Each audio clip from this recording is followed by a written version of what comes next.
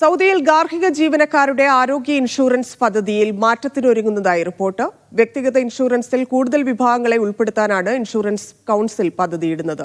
Council ഇതിനായി കൺസൾട്ടൻസിയെ നിയോഗിച്ചതായി മന്ത്രാലയ വൃത്തങ്ങൾ വെളിപ്പെടുത്തി.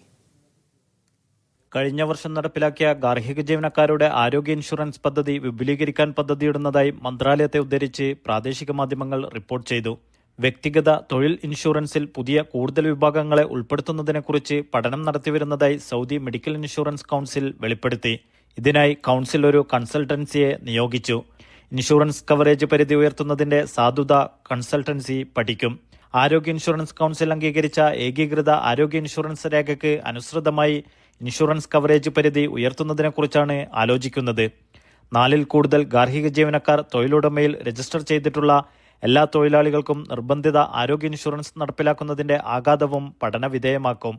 തൊഴിൽ ദാതാവിന് കീഴിൽ 3-ഓ അതിൽ കൂടുതലോ 2-ഓ അതിൽ കൂടുതലോ ജീവനക്കാരുള്ളവർക്കും ഇൻഷുറൻസ് പരിരക്ഷ ഉറപ്പുവരുത്തുന്നതിന്റെ പ്രായോഗികതയും കൗൺസിൽ പഠിച്ചുവരുന്നുണ്ട്.